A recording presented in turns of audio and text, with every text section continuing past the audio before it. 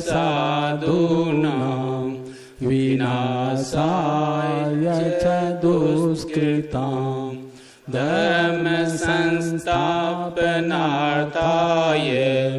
संभवामि युगे युगे। जन्म कर्म च मे दिव्यमेवं यो वेत्ति तत्त्वतः त्यक्त्वा देहं पुनर्जन्म नैति मामेति सोऽर्जुन।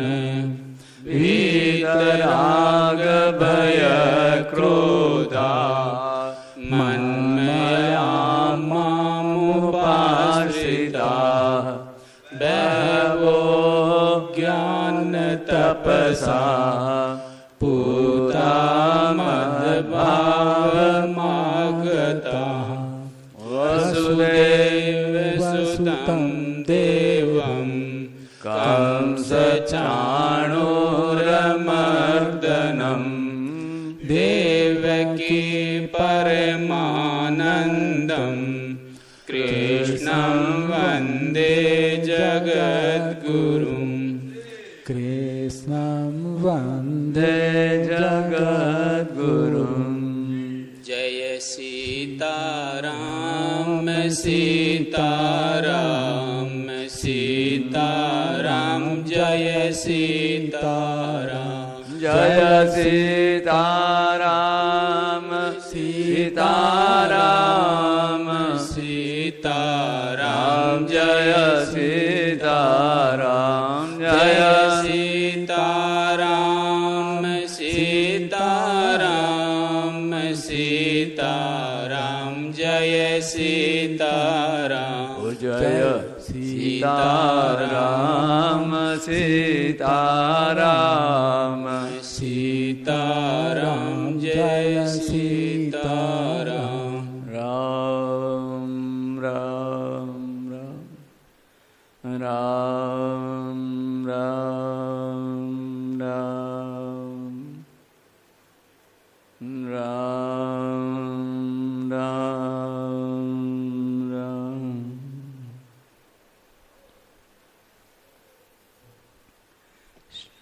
श्री गोविंदाय नमो नमः। श्री गुरुचरण कमलेभ्यो नमः। महात्म्यभ्यो नमः। सर्वेभ्यो नमो नमः। नारायण नारायण नारायण नारायण। आइए, आज का शुभ दिन विक्रम संवत 2082 काल युक्त नाम संवत्सर श्रावण मास कृष्ण पक्ष प्रतिपदा शुक्रवार। ये मंगल वेला मध्याह्न का समय, दोपहर मध्याह्नांतर। तो गीता माधुर्य,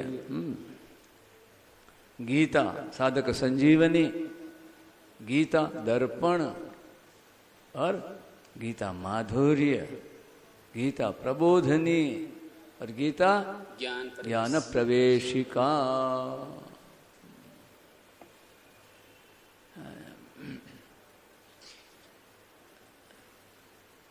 कल हम लोगों ने यहाँ कुछ गीता माधुर्य का पाठ किया, उसके बाद भी पाठ हुआ। तो 9 अध्याय में प्रवेश हो चुका था।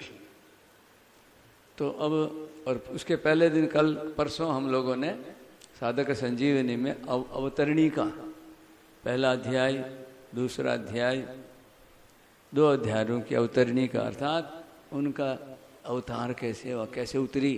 ये दूसरे अध्याय में पहला अध्याय अर्जुन विषाद योग, और उसके बाद सांख्य योग। तो एक प्रकार से पिछले अध्याय का परिचय संक्षेप में उसका विषय भी उसमें समावेश हो गया है। और आज अब तीसरा अध्याय तो हम लोग आगे बढ़ते हैं, अवतरणिका के माध्यम से 9वें अध्याय तक की यात्रा करते हैं। तो ये पहला षटक जो है कर्म प्रधान है। अर्थात इसमें कर्मयोग का वर्णन विशेषता से है। और दूसरा षटक मानो 6 अध्याय के बाद 7 से 9वें 12वें तक, जिसमें भक्ति की प्रधानता है, भक्ति योग। और तीसरे में ज्ञान योग, उसमें वर्णन है। ये मोटी मोटी बातें हो। तो तीसरे अध्याय की अवतरणी का वर्णन करते हुए बतला रहे हैं हमारे श्री स्वामी जी महाराज। हमको कुछ नहीं करना, बस हमको जैसे उतरना उनके साथ साथ, बस जो उतारा कि चलो उतरो। पहला अध्याय, दूसरा अध्याय, तीसरा अध्याय, चौथा अध्याय। तो अब तीसरे अध्याय में उतरते हैं। श्रीमद् भगवद गीता का उपदेश किस पर आधारित है मालूम है? अनुभव पर आधारित है। और भगवान से बढ़कर और अनुभवी होगा। हम लोगों के अनुभव तो रद्दी होते रहते हैं। बचपन का अनुभव आज काम का है कुछ? अनुभव था, हमारा बदलता रहता है। और ये अनुभव कुछ काम का नहीं है। भौतिक जो अनुभव है, बस आंख बंद हुई और क्या होगा? जयराम जी।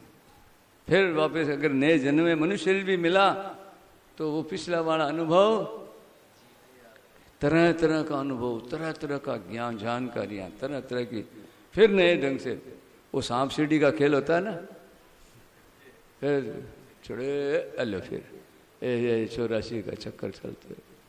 बड़ी विचित्र है बात है। अस्तु, तो श्रीमद् भगवत का गीता का उपदेश अनुभव पर आधारित है। और किसके अनुभव पर? मनुष्य मात्र के अनुभव पर। और इसीलिए भगवान भी मनुष्य रूप में अवतार लेकर हमारे जो अनुभव हैं उस पर आधार पर हमको ये गीता, ये अर्जुन और कृष्ण दोनों मिलकर, नर और नारायण, हम लोगों को यूं बता रहे कि अरे देखो रे, देखो देखो क्या दशा होती है। हाँ देखो, अर्जुन की ऐसी दशा सामने, और भगवान किस तरह से उनको समझाते हैं।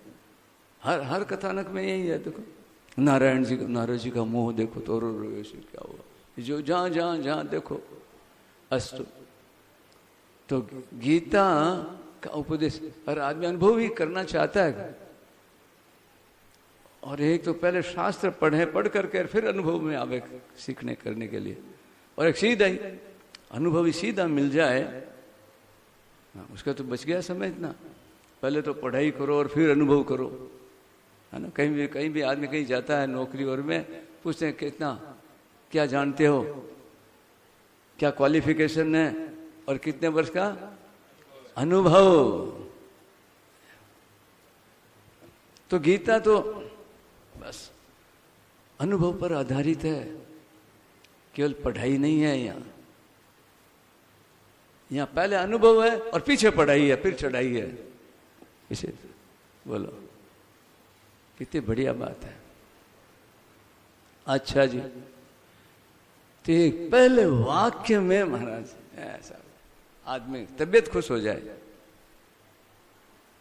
अच्छा, और भगवान की वाणी, ये उपदेश ही इसलिए दिव्य उपदेश है। ये दिव्य संदेश भगवान का, ये दिव्य उपदेश दूसरे अध्याय के 11वें श्लोक से शुरू हुआ। 2:11 2:1:1 11वां तक 1 और 1 भगवान है। ये भक्त और भगवान है। और अर्जुन तो शिष्यत्व स्वीकार करते हैं, मैं आपका शिष्य हूं। भगवान ने नहीं कहा तू मेरे शिष्य बनेगा तो मैं तेरे को उपदेश दूंगा। अर्जुन ने कह दिया, मैं शिष्यस्ते हम शाधि माम त्वाम प्रपन्नम, मेरे को समझाओ। तो समझना विवेक, ज्ञान और प्रपन्न शरणागति, आश्रय, भक्ति। अरे मैं विवेक, विचार, विश्वास, आपका विवेक, आपका विचार, आपका जो भगवान की समझ, बोले मेरे को दीजिए, मेरे को समझाइए। तो जैसे कोई समझाता है तो उसको अपनी समझ उसको समझ देता है ना, आदान प्रदान। और मैं आपकी शरण हूं, बस ये विश्वास, ये विश्वास घर का होता है नारायण। दूसरा कोई भी विश्वास नहीं दिला सकता, विश्वास करा नहीं सकता। और जो संसार जो हमको विश्वास दिलाता है, कराता है, बिल्कुल धोखा, झूठा। संतों का अनुभव है, संतों ने साफ कहा है, बोले जो भगवत विश्वास की जगह अपना विश्वास दिलाता है, बोले वो क्या भगवत द्रोही है, वो बड़ा भारी अहित करता है। अस्तु, तो यह दिव्य उपदेश दूसरे अध्याय के 11 से शुरू हुआ। आरंभ करने पर सबसे पहले भगवान यह बात स्पष्ट करते हैं, सबसे पहली क्या, शरीर और शरीरी एक दूसरे से सर्वथा भिन्न है।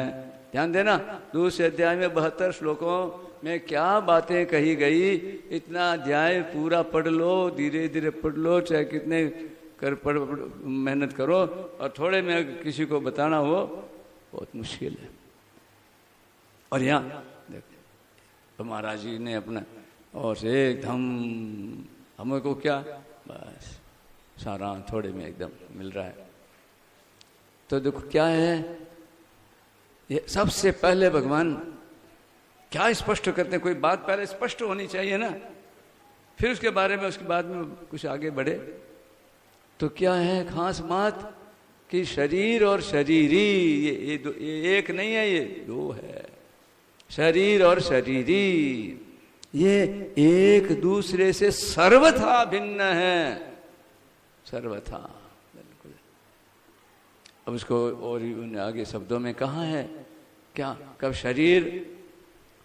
शरीर कैसा है, बोले अनित्य है, नित्य नहीं है। पहले सदा से क्या नित्य शरीर नहीं, शरीर असत है, जो नित्य न हो वो कभी और कभी नहीं हो, सत्य कैसे, वो असत है।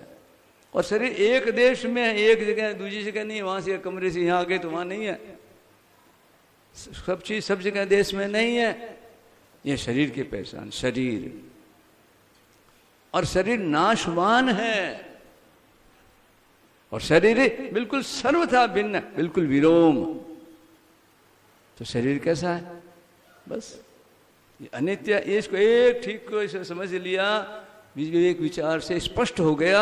अब शरीर के लिए कुछ करने की जरूरत है बस। अब यहाँ ये विश्वास, ये विश्वास करना नहीं पड़ता, इस पर विश्वास करो, ये तो है क्या, नित्य है, शरीरी नित्य है, और शरीर सत्य है, शरीर सर्वव्यापी है, और शरीरी अविनाशी है, ये अपने आप है, दोनों में से।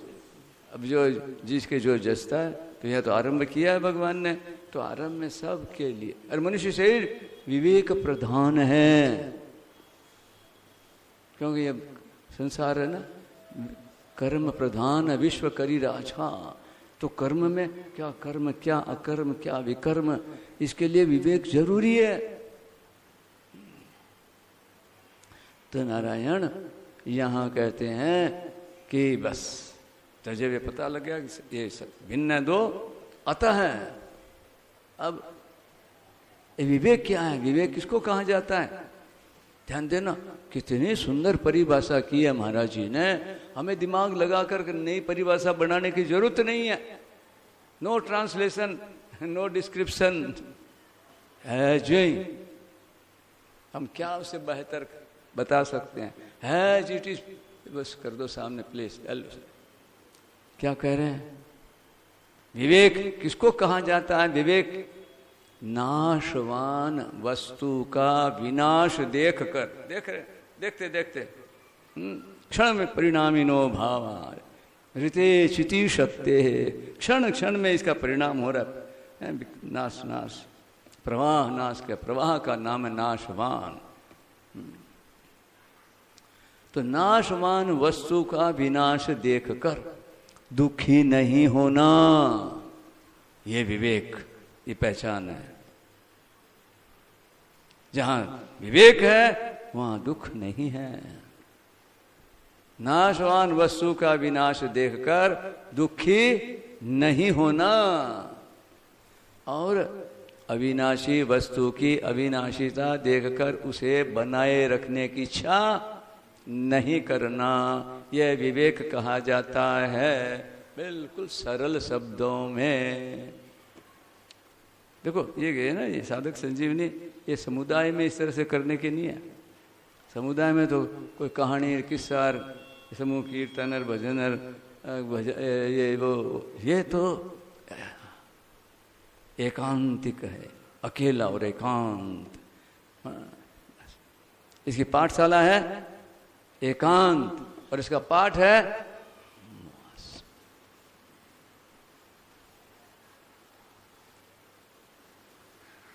मेरे नारायण।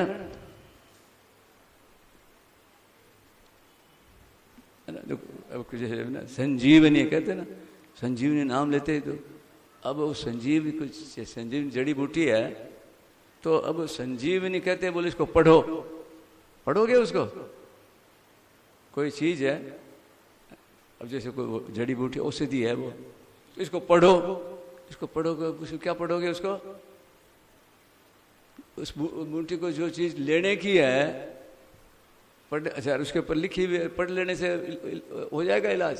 जो आजकल की दवाइयाँ डब्बों में लिखते हैं ना, हैं, बोले से आपने पढ़ लिया, क्या ये इसमें ये है। आजकल तो ये रिवाज हो गई, हर एक चीज़ के ऊपर, खाने चीज में ये रिवाज नहीं चल गई, इसमें ये है, इसमें ये है, ये है, वो है, कुछ भी लिख दो, कुछ भी कर दो, आंख में इस करके। एड का जमाना, एडवर्टाइजमेंट। एक कहा होता है, बोरिया ही बिके, बोले जी बोरिया ही बिके।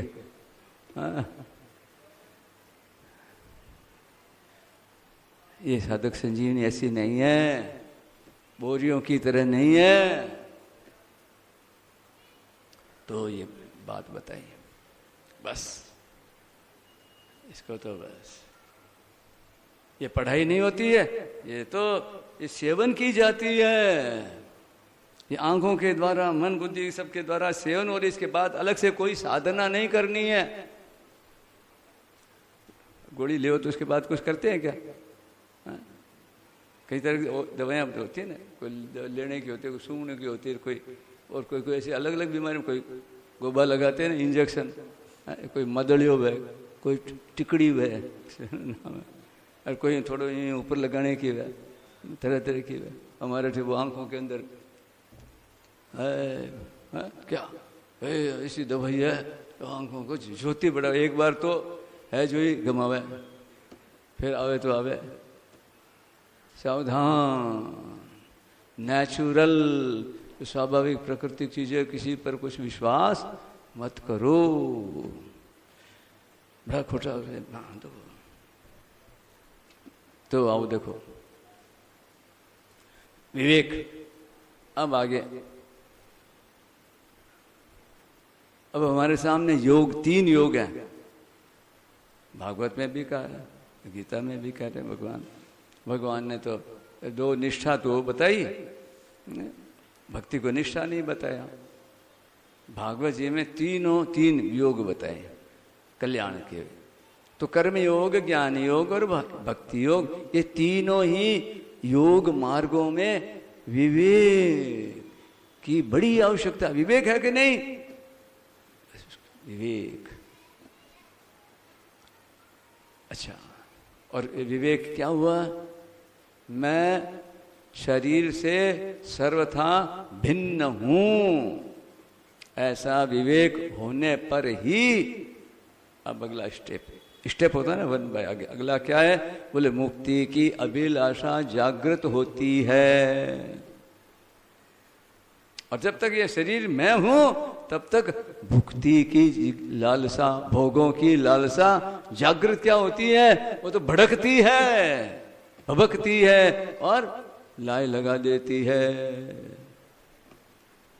संसार उन ज्वाला में जल रहा है। ऐसे देखो, कई चित्र देखो, ये देखो संसार को पता, सारा ब्रह्म विश्व जल रहा है, लपटे आग लग रही है। तो शरीर मैं हूं, बस गए काम से। पहला है श्री गणेश। तो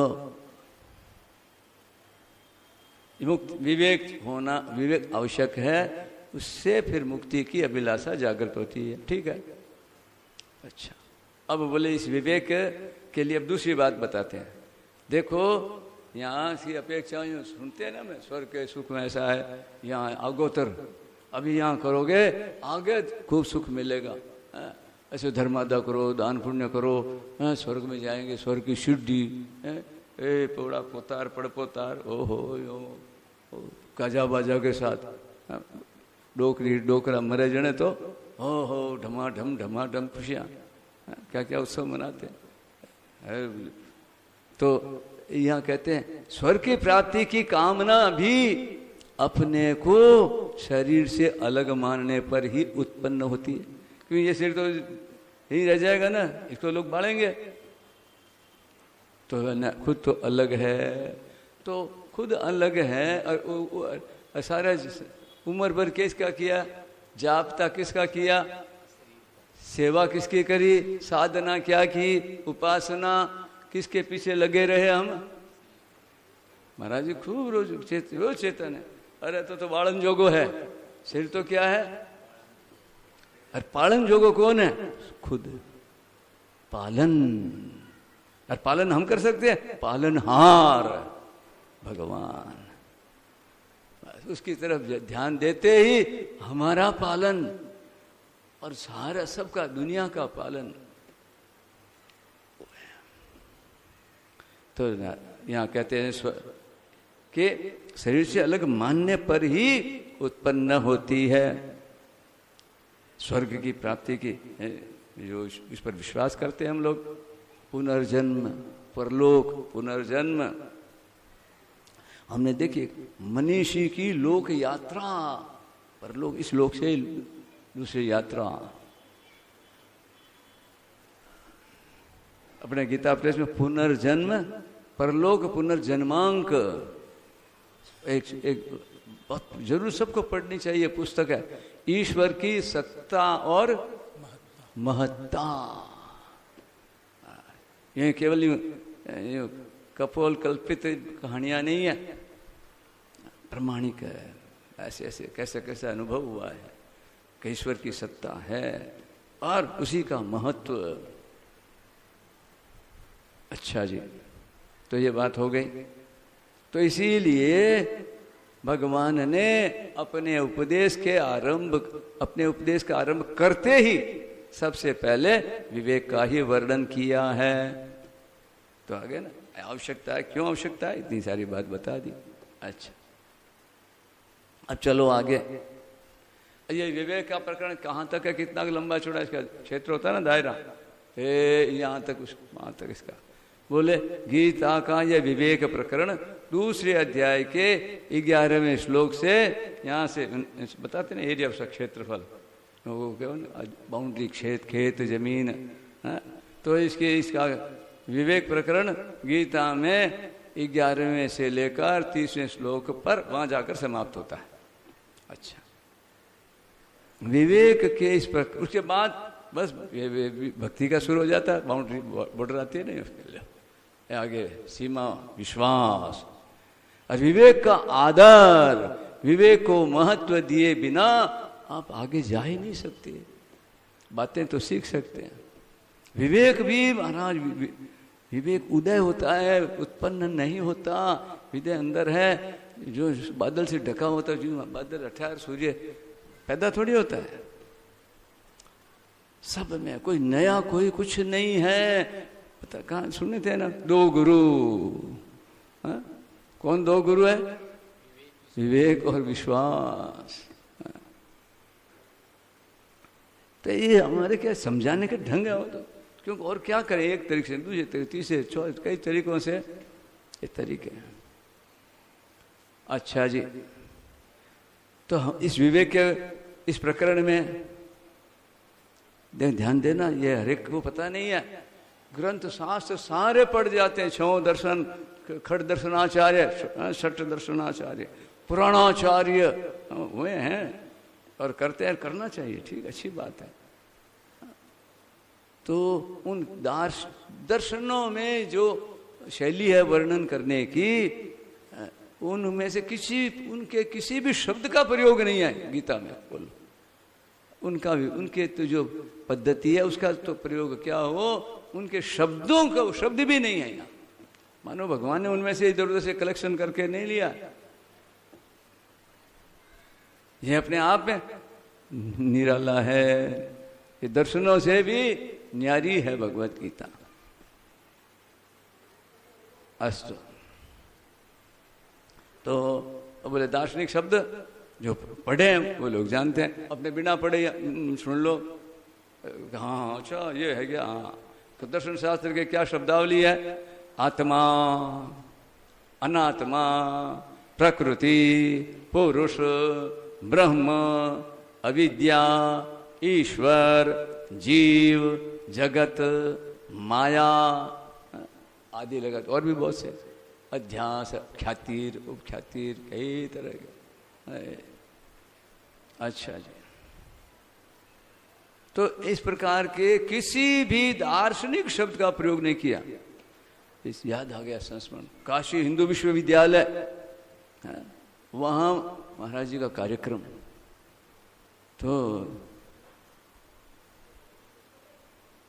महाराज जी पधारे, वहाँ बड़े बड़े वहाँ के प्रोफेसर विद्वान, वो सभा, तो उसमें महाराज जी ने, जैसी सभा होती है वैसा, देखो पहले श्रोता की प्रधानता होती है, श्रोताओं के अनुसार बात आती है।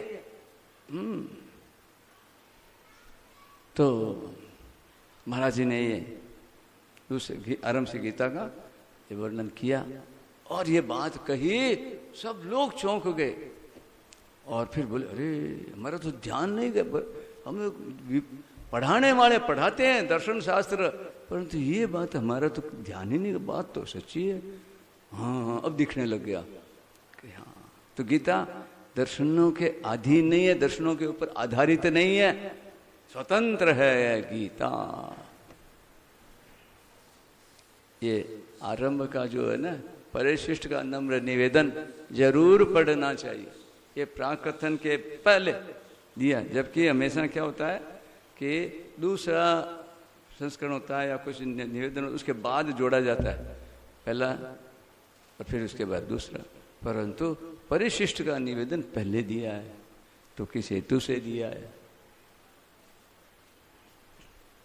अच्छी बात है।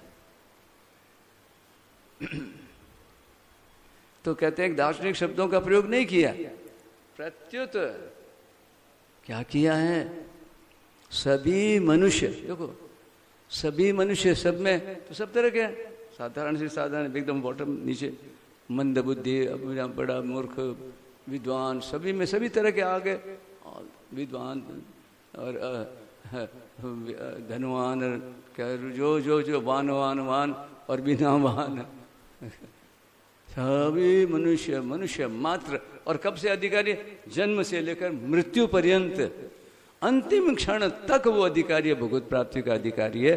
जो ये महाराज इन बातों का सुनने का अधिकारी है, इसलिए कि मरते समय गीता सुनाओ, अब मरणासन है समझता है अभी, तो उसको वो आ जाएगी अंदर, ये रास्ता है ना बुद्धि से, ईश्वर शरीर, सूक्ष्म शरीर, कारण शरीर, और बस शरीर ही सीधा बाहर खट रास्ता बाहर खुल जाता है, एक एक जो पट खुलता जाओ ना, आगे आगे आगे बढ़ते। तो ये परम सेवा ये नहीं बताई है, ये निष्फल नहीं होती है, अभी हमारे सफल नहीं हो रही है, क्यों, हम आड़ हैं खुद, अभी यूं थोड़ी बना, अभी यूं थोड़ी है, वो हमारी जिद पकड़ छोड़े को नहीं। रावण जल्दी क्यों नहीं मरा, अहंकार राक्षस महान, कहना सुनना बहुत सो रहा है, चमड़ी उधेड़े ना जो है ये, अहम को अहम रहित होना, शरीर रहित में शरीर नहीं हूं, यूं हो गया होता तो हो गया होते, टोला का टोला सब के सब हो जाते। अच्छा,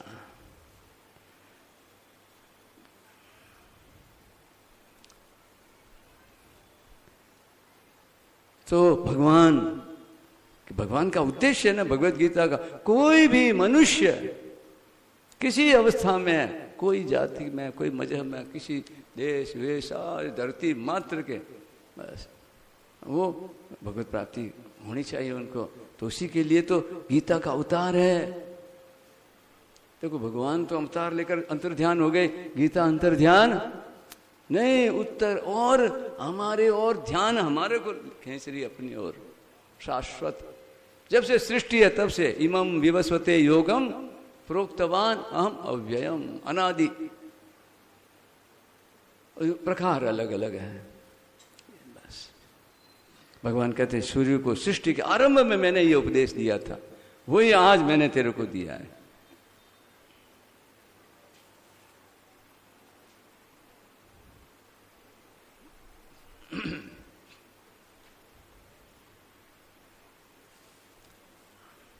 तो भगवान इस ढंग से विवेचन करते। अब तात्पर्य देखो, तात्पर्य क्या निकला? अब इतनी बात हम लोगों ने चर्चा की, तो इसका तात्पर्य बोले यह है कि मात्र मनुष्य परमात्मा प्राप्ति के अधिकारी हैं।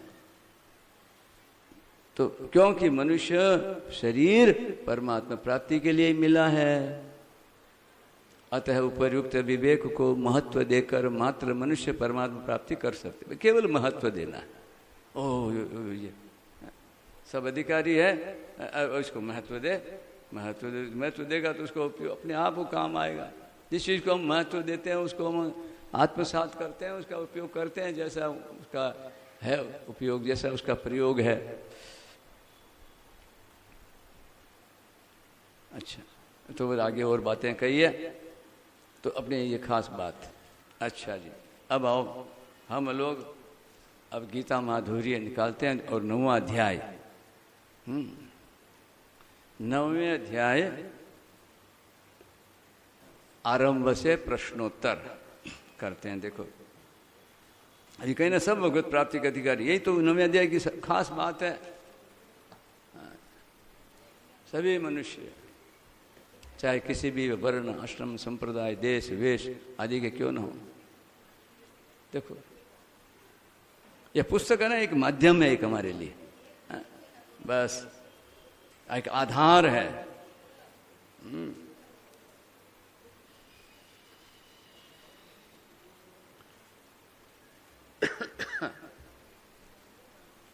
आइए,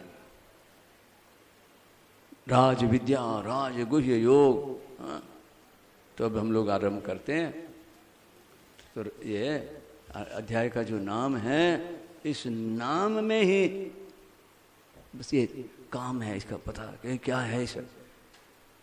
तो इस अध्याय का नाम तो ये सब विद्याओं का राजा है। आरंभ में उपदेश जो दिया है, चौथे और 5वें में आरंभ में विद्याओं का राजा। एक तो राजा होता है, एक राज, एक रहस्य। और वो सब अर्जुन को और आगे ये राज और संपूर्ण गोपनीयों के भावों का, गोपनीय भाव जितने उनका राजा क्या है? बोले अर्जुन, भगवान पहले अपने आप को प्रकट करते हैं। जैसे 7वें अध्याय में कहा, मेरे सिवाय कुछ नहीं है, क्यों सूत के मणियों में सूत के अलावा कुछ नहीं है, कपड़े में ताना बाना क्या है? सूट, साड़ी को और धोती को और लहंगा को, पजामा को और कुछ भी रुमाल हो चाहे कुछ रुमाल हो। तो ऐसे तो इसी तरह ये राज है। तो पता है अब फिर मतलब अब क्या इसके अलावा कुछ, भगवान के अलावा कुछ नहीं है। तो अब शरण क्या होना है? बस ये इस बात को स्वीकार करना ही कि भगवान के अलावा मैं हूँ ही नहीं। असली शरणागति यही है, शरणागत नहीं है। अब शरण किसके हुए, कौन हुए? तभी तो कहा, जब मैं था तब हरि नहीं, जब हरि है तो अब मैं। अब हरि की तरफ गया तो गया वो मैं कहाँ है? जिस जगह से वो हरि के पास जाने को वहाँ जगह कुछ नहीं, कोई उसका कोई दृष्टांत नहीं है। बस महाराज जी का उदाहरण देते, गंगा जी में गया अल्लाह, कहाँ गया? अल्लाह गयो वो तो, वो कहते हैं ना चल गया, वे तो चल गया, चल कर गया, अब वापस आऊंगा, चल गया, चला गया। तो नारायण ये है शरणागति। अंतिम श्लोक 9वें अध्याय का अंतिम श्लोक, इसे बढ़कर कोई बात नहीं है। अगर जीवन में जब तक हो जीते जी कुछ करना है तो ये करो बस, मन मना भव मद भक्तो मद्याजी माम नमस्कुरु, आज्ञा दे रहे हैं भगवान, ऐसा करो करो करो। हाँ, और फिर आगे क्या कहा, मत करो वैश्यसि युक्त एवं आत्मान मत परायण, मेरे परायण। तो भगवान ने तो ले रखा केवल हाँ हाँ हाँ भगवान क्या तुम्हारी ये जगह, हाँ हाँ हाँ बस जो जो बता दी विश्वास। आओ 9वां अध्याय अब आरंभ करते हैं। गीता माधुर्य, आधी गीता चाहे इधर देखो चाहे उधर देखो एक जैसे होते ना, मटर के दाने चने के और के दो एक समान, बीच में आगे वो अंकुर वहाँ है, दोनों के मिल करके उसमें शक्ति है। इस मोटे जो में वो छोटा सा एकदम एक केंद्र।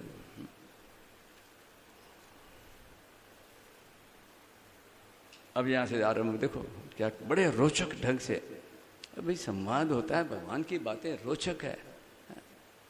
मेरे द्वारा बीच में ही प्रश्न करने से, अर्जुन को बाद में होश आया, 7वें अध्याय के भगवान ने बात करी, बोल पड़ा 7 बातें पूछी, तो भगवान ने तो उत्तर देके उसको संभाल लिया, पर उसको लगा अरे मैंने ये क्या कर दिया। भगवान जो बात कहना चाह रहे थे तो वो भी तो समझदार है, भगवान के साथ जुड़ा हुआ है ना, भगवान के भावों को पहचानना। तो उसको लगा कि मेरे द्वारा, अब बोला नहीं अर्जुन, अब जो 8वां अध्याय पूरा किया भगवान ने, बोले नहीं बीच में नहीं बोलना। बोले यार गड़बड़ का हमारे, अरे जो कहने का प्रवाह अगला कह रहा, अगला कहता बोलो भाई पूछो, अब बोलो आप लोग बोलो। हाँ तो अब अर्जुन आगे भी तो 18वें अध्याय में भगवान बोलते हैं, अर्जुन को प्रश्न करते हैं, अरे अर्जुन बोल तू, क्या तूने सुना कि नहीं? तो अब बोलना चाहिए, अब बोला पूरा बोला, फिर आगे बोलने की जरूरत नहीं पड़ी। नष्टो मोह है लगता, और नहीं तो बीच बीच में बोला, प्रश्न किया। जो भी अर्जुन के प्रश्न हैं ये हम लोगों की तरह है, पर यहाँ तो अर्जुन है, बोले प्रश्न भी करो तो शालीन ऐसा करो जो बस। अरे भगवान भी इधर वो अपने ढंग से प्रश्न करता है, वक्ता को चाहिए क्या उसको संवारना है, वो कैसा है, कहाँ लक्षण, क्या बोलता है, क्या कहाँ कैसे चलता है, कैसे बैठता है, ये कोई प्रश्न है? आध्यात्मिक चर्चा कर रहे हैं, कल्याण किसी, तो कल्याण वो बैठता है वो चलता है, उसे तेरे को क्या है? कल्याण उस पर निर्भर है क्या, बाह्य के क्रियाकलाप पर? अच्छा चलो आओ, तो यहाँ अब भूल अपनी महसूस हो जाती है ना, मूल किसी को महसूस कराने की जरूरत नहीं है, उससे बुलवाने की जरूरत नहीं है, मैंने ये गलती करी मुझे आप माफ़ करो। ये बिल्कुल ये जो जिसकी गलती हुई है उसके लिए एक तरह का यूँ क्या वो बड़ा उसका कोई ईगो है, वो चाहता है किसी को यूँ, नहीं तो अगले को ही ऐसा कर उसको भी भूल जाए वो भी। मैंने गलती की, ये होती है ऐसी माँ होती है ना बच्चों को। अरे तो अब स्कूल में और कोई सामने किसी को जाए तो उसको लगता है घर में कि माँ ना, माँ छपती नहीं, पकड़ती नहीं बात को।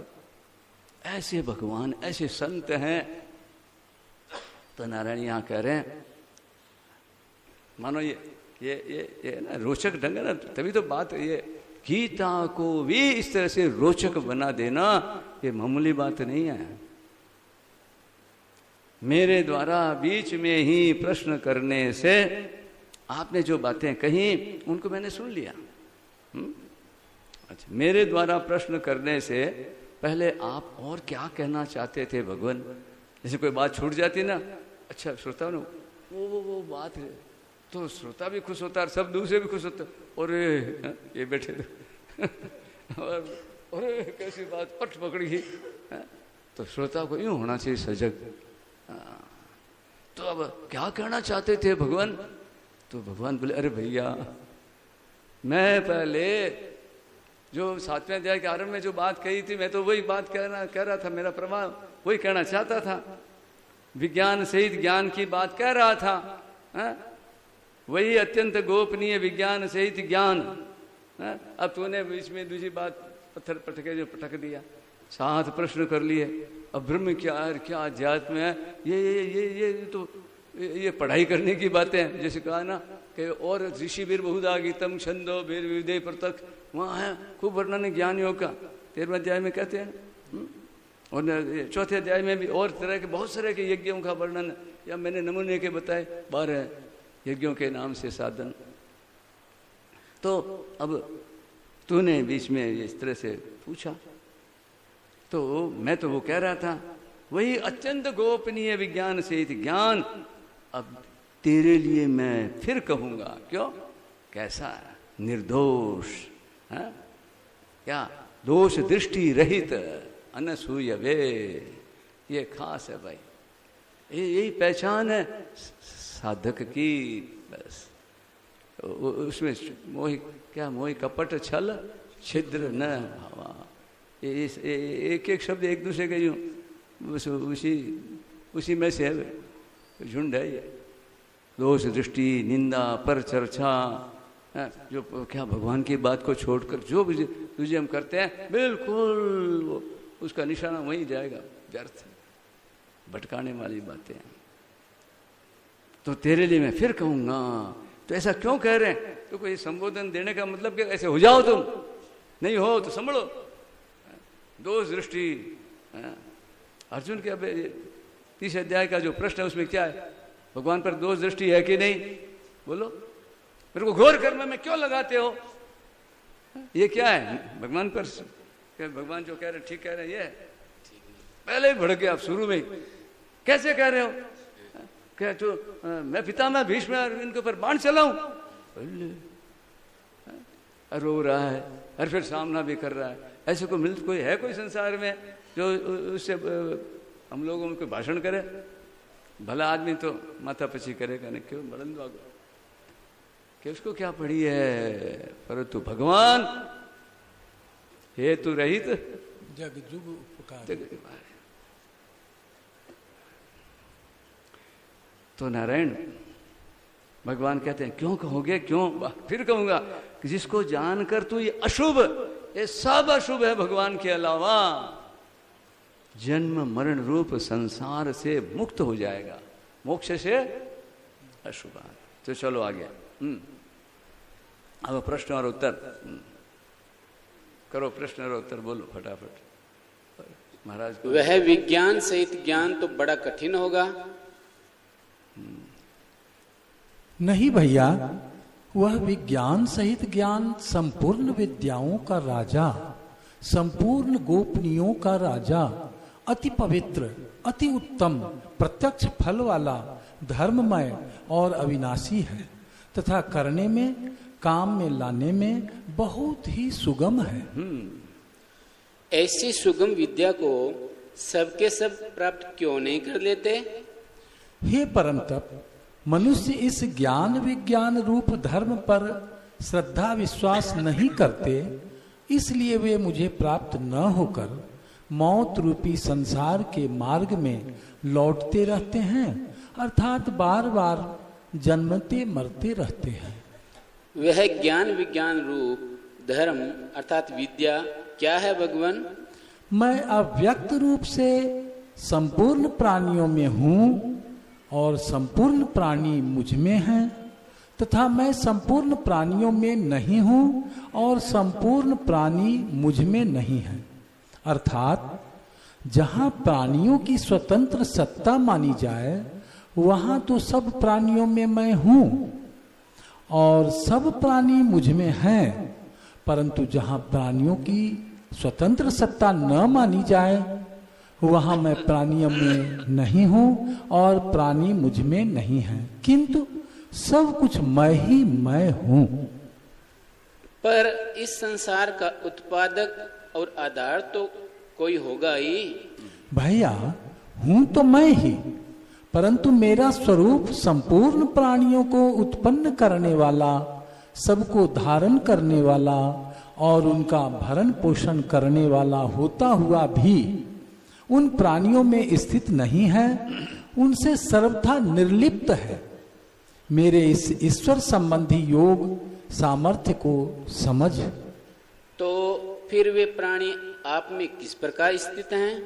जैसे सब जगह विचरने वाली महान वायु निरंतर आकाश में ही स्थित रहती है, ऐसे ही सब प्राणी मुझ में ही स्थित रहते हैं, ऐसा मान। फिर तो वे प्राणी मुक्त हो जाते होंगे? नहीं कुंती नंदन, प्रकृति के साथ संबंध रखने वाले वे प्राणी महाप्रलय में मेरी प्रकृति में लीन हो जाते हैं और महासर्ग के आरंभ में मैं फिर उनकी रचना कर देता हूँ। आप उनकी रचना कब तक करते रहते हैं? जब तक वे अपनी प्रकृति स्वभाव के परवश रहते हैं, तब तक मैं अपनी प्रकृति को वश में करके उनकी बार बार रचना करता रहता हूँ। जब आप उनकी बार बार रचना करते हैं, तब आपका उनकी रचना रूप कर्मों के साथ संबंध रहता होगा भगवान?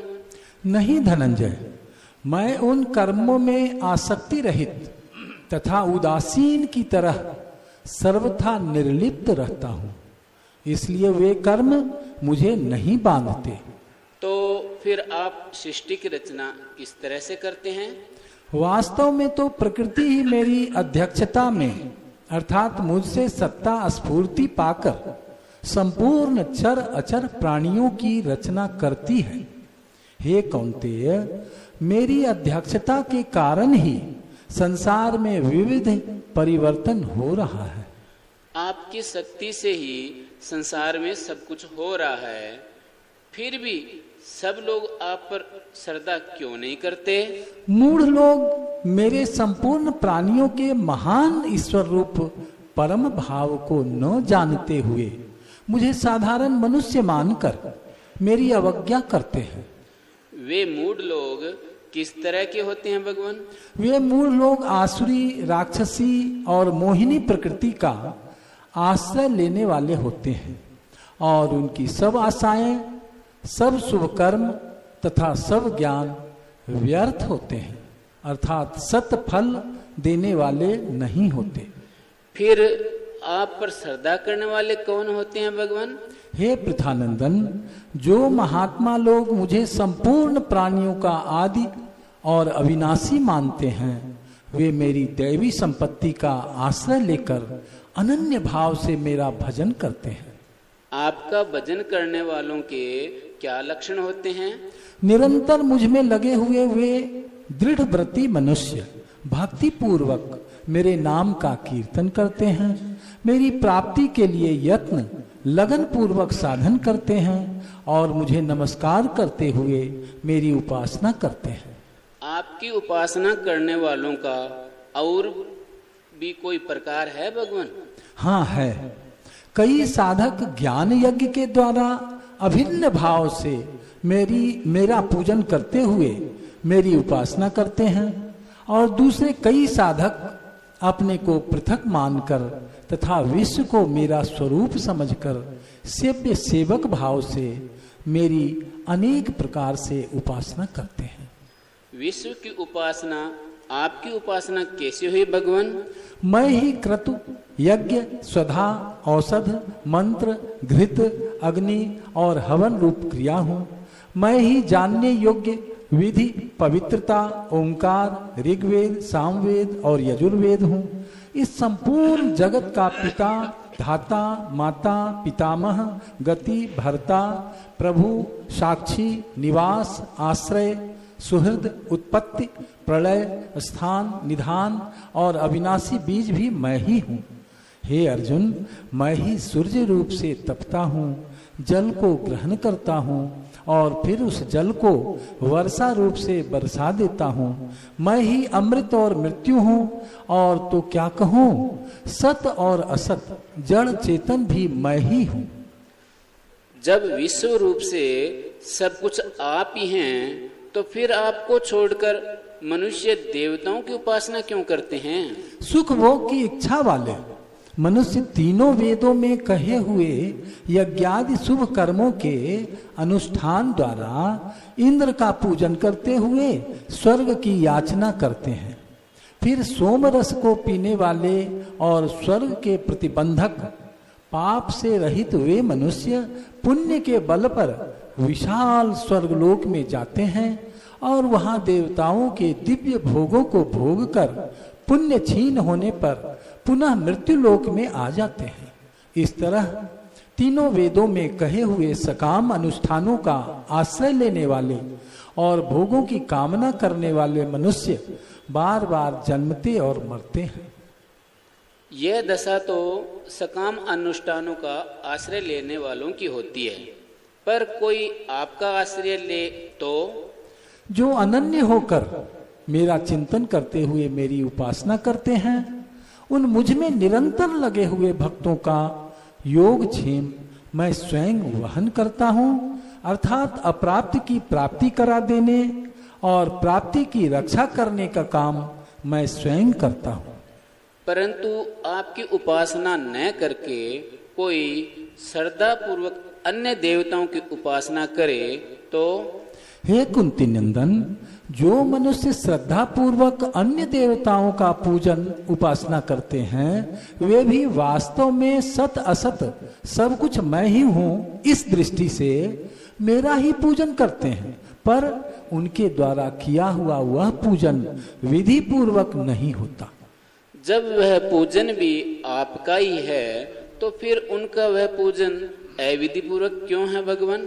यज्ञ दान तप आदि संपूर्ण शुभ कर्मों का भोक्ता और संपूर्ण संसार का मालिक मैं ही हूँ, परंतु वे मुझे इस तरह तत्व से नहीं जानते, इसलिए उनका पतन हो जाता है। उनका वह पतन क्या है? देवताओं के भक्त देवताओं को, पितरों के भक्त पितरों को और भूत प्रेतों के भक्त भूत प्रेतों को प्राप्त होते हैं, और मेरे भक्त तो मुझे ही प्राप्त होते हैं। जिस भक्ति से आपके भक्त आपको ही प्राप्त होते हैं, वह भक्ति तो बड़ी कठिन होगी। नहीं भैया, वह तो बड़ी सुगम है। जो भक्त प्रेम से मुझे पत्र पुष्प फल जल आदि अर्पण करता है, उस मुझ में तल्लीन हुए भक्त के द्वारा भक्ति पूर्वक दिए हुए उपहार को मैं स्वयं खा लेता हूँ। मुझे क्या करना चाहिए? जो हे कुंती पुत्र, तू जो कुछ खाता है, जो कुछ यज्ञ करता है, जो कुछ दान देता है, जो कुछ तप करता है और इसके सिवाय जो भी करता है, वह सब मेरे अर्पण कर दे। अर्पण करने से क्या होगा भगवान? भैया, तू बंधन कारक संपूर्ण शुभ अशुभ कर्मों के फल से मुक्त होकर मुझे प्राप्त हो जाएगा। जो सब कुछ आपके अर्पण कर दे, उसको तो आप बंधन से मुक्त कर दें, और जो सब कुछ आपके अर्पण न करें, वह बंधन में ही रहे। आप में इतना पक्षपात क्यों?